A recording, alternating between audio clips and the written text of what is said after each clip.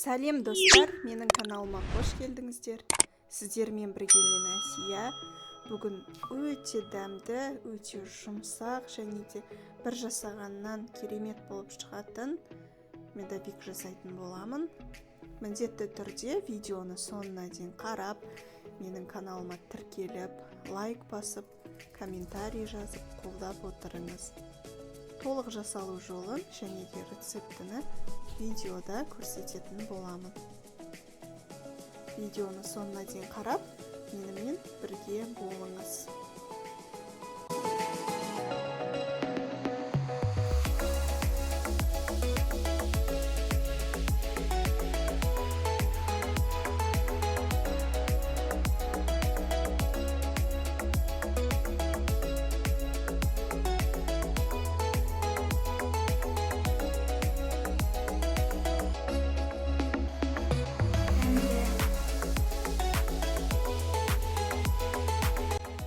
Ең алдымен бізге керекті өнімдерімізді дайындап аламыз және де қамырымызды жасауға кірісеміз.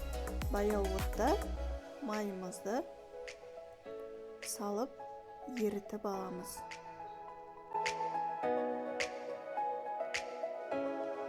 Үстіне қантымызды, балымызды және де жұмыртқамызды салып, жақсылап араластырып тұрып, көпіршіктенгенше қозғап тұрамыз баяу отта.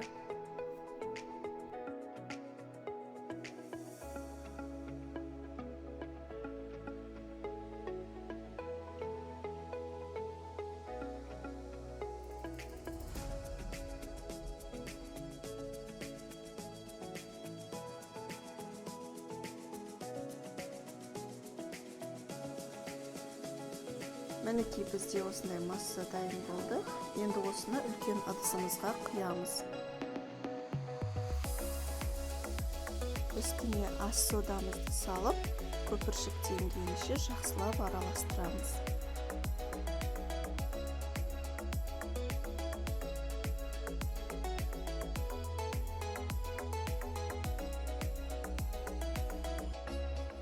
Ендігі кезекте ұнымызды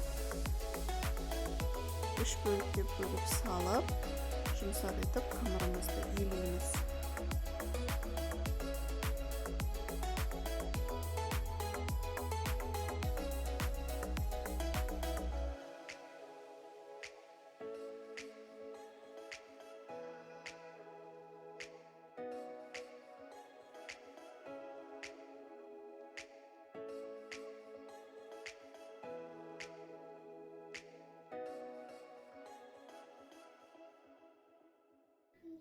Дайын болған қамырымызды осындай пищевой пленкаға орап, 2 сағат көлемінде холодильникке қойып қоямыз.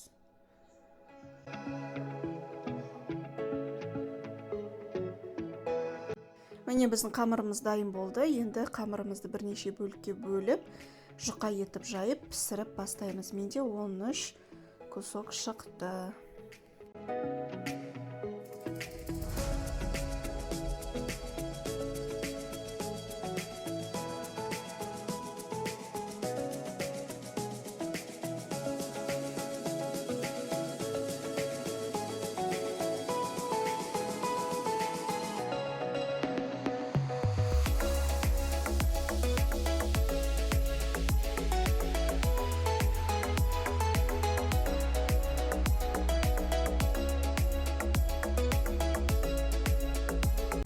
Қамырымды жайып отырып, оның көлемін өлшемін мен 16 сантиметрлік етіп пісіремін. Ал енді қызып тұрған 180-200 градуста пеште 5 минут аралығында қатты күйіп кетпей қарап тұрып пісіріп аламын. Ал енді кремін жасауға кірісеміз. Мен алдын ала 20% қаймақты осылай таза матаға салып, немесе марлеге салсаңыздар болады. Алдын ала осылай суын ағызып алдым. Ендігі кезекте осы қаймағымыздың үстіне балымызды және де сахарный пудрамызды қосып, қоюланғанша миксерлеп аламыз.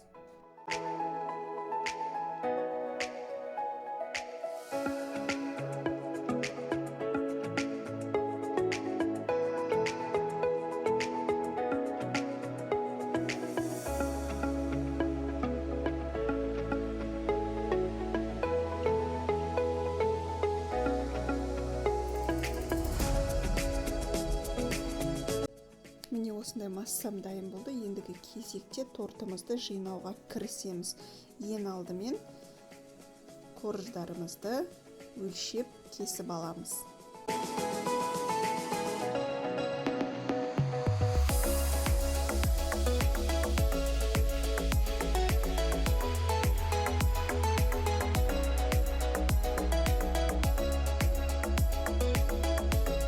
Торттың артық жерлерін кесіп алған қорждарымызды осылай қолымызбен майдалап аламыз, және де бір табамызға салып блендердің көмегімен майда етіп езіп шығамыз.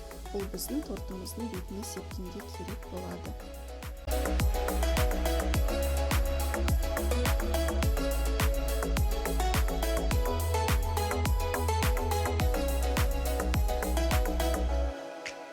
Ал енді тортымызды жинауға кірісеміз. Мен осындай кальцион көмегімен жинайтын боламын, ол болмаса жай өзің жинай берсеңіздер де болады.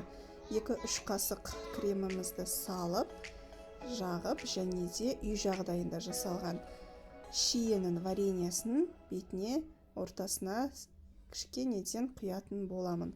Бұны қоспасаңыздар да болады, ол сізде өте дәмді болып шығады.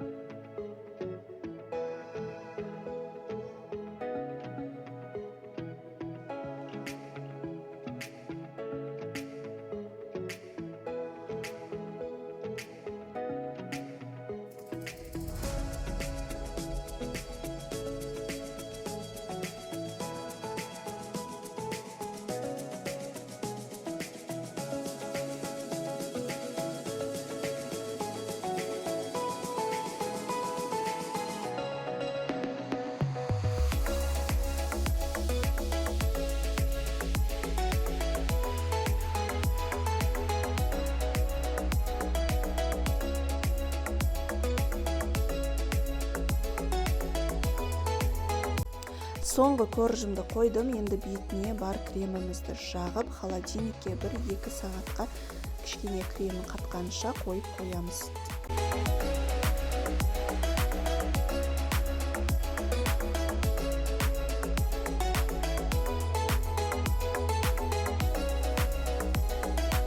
Мінекей, арада 2 сағат уақыт өтті. Енді кальциумызды ақырын шешіп алып, тегістеп, бетіне ұнтақталған қоржымызды себетін боламыз.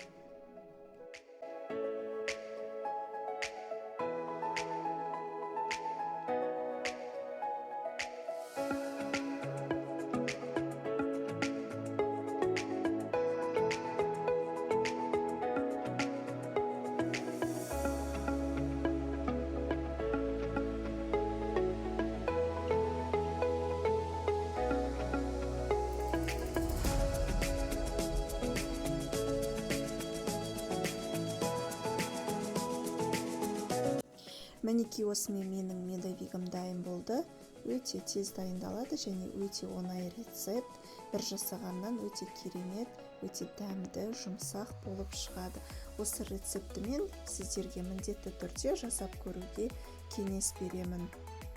Видеоны соңына дейін қарап, менімен бірге болғандарыңыз үшін рахмет. Менің алдағы шығатын жаңа рецепттерімді жіберіп алмас үшін каналыма тіркеліп, лайк басып, колокольчик все батырмасын басуды ұмытпаңыз, және де пікір қалдырып отырыңыз. Алдағы уақытта каналымнан көптеген оңай әрі тез жеңіл жасалатын түрлі рецептлерді салатын боламын.